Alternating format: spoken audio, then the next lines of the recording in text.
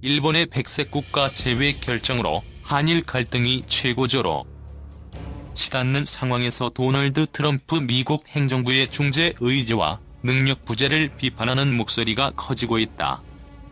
전문가들은 한일 갈등 고조가 북한 도발을 억제하고 영내 안정을 위한 한미일 삼각 동맹의 균열을 초래할 수 있다고 지적하고 있다. 한일 관계 악화 심화되는데 트럼프 중재 의지, 능력 없어 미국 일간 뉴욕타임스는 4일 일본의 수출 규제로 한일 갈등이 고조하고 있지만 미국은 중재할 수 없고 개입하고 싶은 의사도 없는 것으로 보인다는 기사를 통해 트럼프 행정부가 한일 동맹의 분열 심화 위험에도 균열을 바로 잡기 위해 개입을 꺼려왔다고 보도했다. AIT는 북한이 9일 동안 3차례나 미사일을 발사하며 이웃 국가를 공격할 파괴적인 능력을 보여주었지만 미국의 두 동맹국인 한일은 100년 전 역사에 얽힌 갈등을 빚고 있다고 보도했다. AIT에 따르면 미국은 중국의 부상과 북한의 핵무장에 맞서기 위해 한일과 협력해왔다.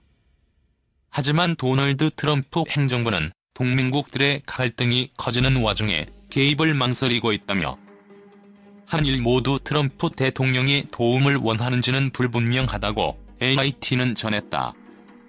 AIT는 전문가의 발언을 인용해 미국은 한국 군함이 일본 군함을 향해 사격을 가할지도 모르는 상황에 대해 우려해야 한다고 지적했다. 무역 분쟁으로 촉발된 한일 갈등이 양국의 관계를 더 나쁘게 할 뿐 아니라 미국이 동맹국들 사이에서 수행해온 평화조정자로서의 리더십을 약화한다고 AIT는 분석했다. 조지 부시 정부에서 백악관 국가안보회의 선임보좌관을 역임한 마이클 그린은 과거 미 행정부는 가끔 비공개로 미국의 안보 이익을 해친다는 신호를 보내왔다. 마이크 폼페이오 국무장관이 이런 메시지를 보낸 것 같지만 너무 늦었다고 지적했다. 서던 캘리포니아 대학교의 한국학연구소장 데이비드 강은 두 나라가 서로 이런 짓을 하는 건 미친 짓이라며 양국이 이 일의 에너지를 너무 많이 소모하고 있다고 우려했다. 한일 갈등은 최근 국제사회에 일고 있는 민족주의 바람과도 연관이 있다. 수전 A. 손턴 전 미국무부 동아시아 태평양 담당 차관보 대행은 국제 지도자들이 자신의 정치적 아젠다에 훨씬 더 집착하고 세계 리더십을 위해 어떤 것에도 나서서 희생하지 않으려는 시대가 왔다. 특히 이곳 미국에서 그렇다며 불행히도 이런 경향이 전염 효과가 있는 것 같다고 밝혔다. AIT는 한일 갈등이 미국의 군사 계획을 불안정하게 만들 수 있다고 전했다. 한국에서는 2016년 한일이 직접 군사 정보를 공유하기 위해 체결한 한일 군사정보보호협정을 파기하자는 주장이 나오고 있다. 트럼프 행정부 관리들은 특히 미국이 미국을 돕는 군사협력의 핵심 요소인 일본과 한국이 2016년에 체결한 정보공유협정이 종료될 가능성에 대해 우려하고 있다고 말했다. 보니 S. 글레이저 전략국제문연구소의 아시아 담당 상임 고문은 한반도에서 양국 간 협력과 억지력을 강화하려는 미국의 노력에 타격을 줄 것이라고 강조했다. 스탠퍼드 대학교에서 동아시아학을 강의하는 데니얼 C. 스나이더는 한일 군사 충돌 가능성까지 거론했다.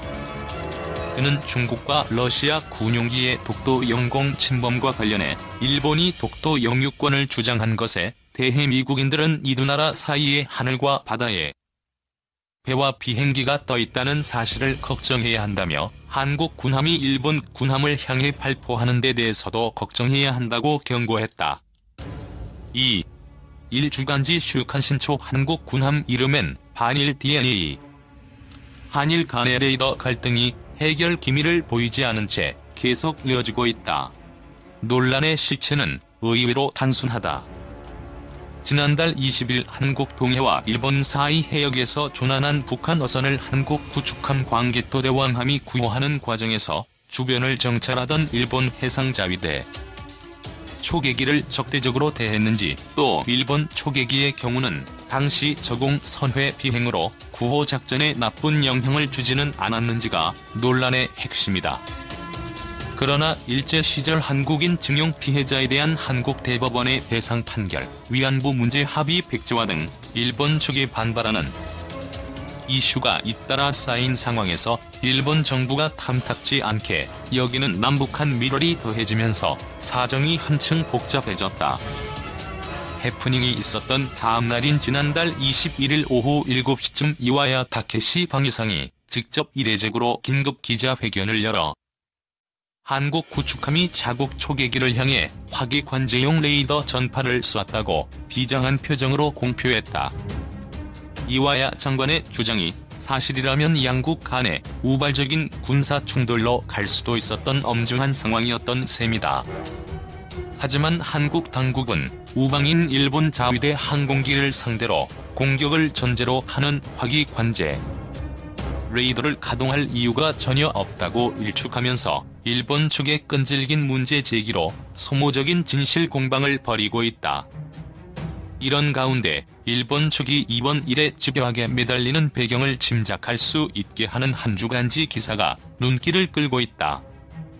일본에서 유력 매체에 속하는 슈칸 신초는 오는 24일 자천머리 기사 위기에서 한국군이 사격 통제 레이더 전파를 일본 초계기를 향해 쏜 것이 전부가 아니라며 한국 군함 이름에는 한일 DNA가 새겨져 있다고 주장했다.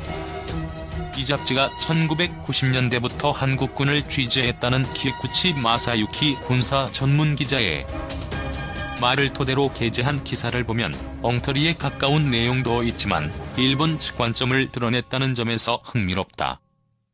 우선 이번 논란의 중심에 있는 한국 해군 함정인 광개토 대왕함에 대해 1998년 취역한 한국 최초의 국산 구축함으로 일본해를 관할하는 제1함대 소속 기함이라며 친선 차원에서 일본을 찾은 적도 있다고 소개한다. 그러면서 함정 이름인 광개토 대왕은 한반도 남부의 지배를 둘러싸고 일본과 싸웠다는 고구려의 왕이라고 썼다. 구축함 충무공 이순신함과 한국 최초 이지스 구축함인 세종대왕함도 거론하면서 이순신은 히데요시의 조선 출병을 격퇴한 장군이고 세종대왕은 즉위 이듬해 쓰시마 섬을 습격했다고 기술했다.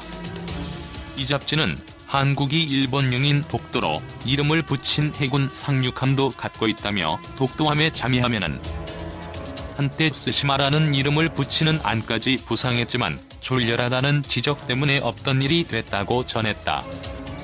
또 해군 함정 이름 짓기에서 한국의 반일 DNA가 한층 과격화한 양상을 띈 것은 잠수함 분야라며 2009년 취역한 안중근함을 시작으로 윤봉길, 유관순 등 일본 강점기의 한국 독립운동가들이 잠수함 이름으로 부활했다고 했다.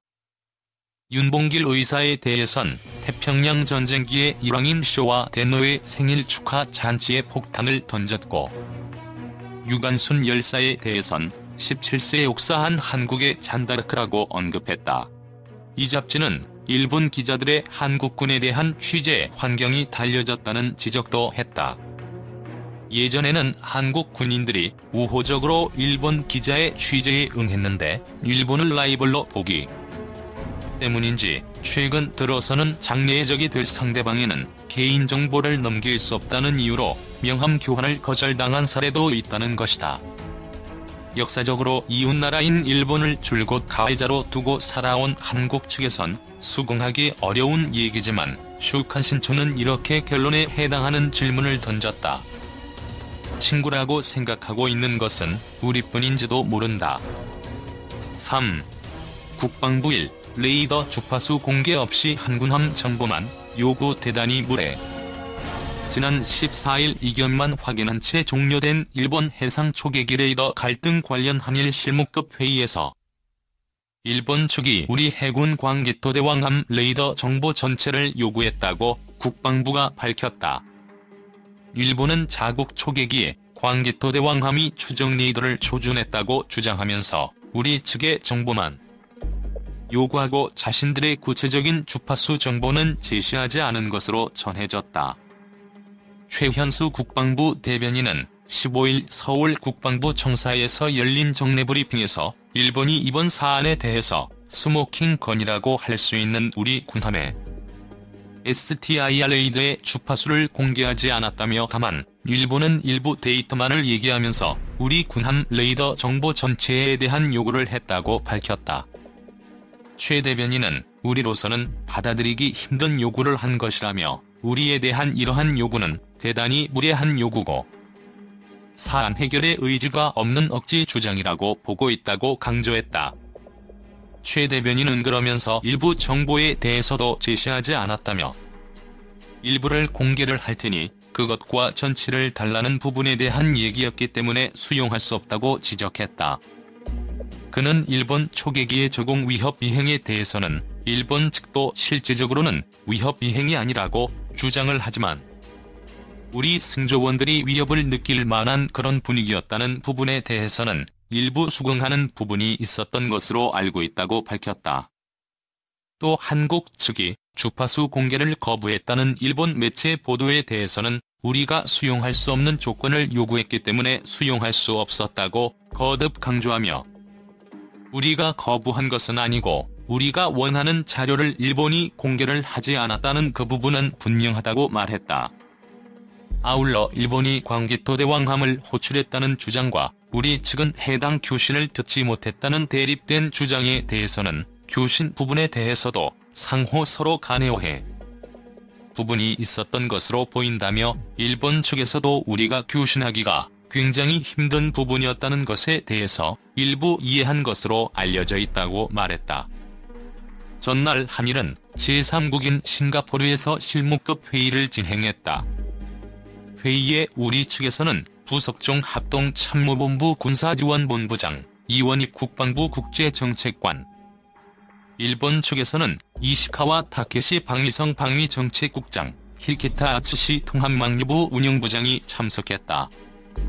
한일 군사당국은 오전 10시 30분부터 한국 대사관에서 첫 회의를 진행하고 오후에는 일본 대사관에서 회의를 이어갔다. 양측은 오후 8시 30분까지 10시간 동안 회의를 거듭했지만 결국 이견만 확인하고 공동보도문 조율에는 실패했다. 양측은 각기 자국에 설명할 보도문을 상호 조율하고 회의를 마쳤다. 한일이 당국자 간의 실무급 회의에서 또다시 거리 좁히기에 실패하면서 당분간 초계기 레이더 갈등은 지속될 것으로 보인다. 최 대변인은 추가 화상회의나 실무회의에 대해서 일본과 추후 협의하기로 했다고 밝혔다.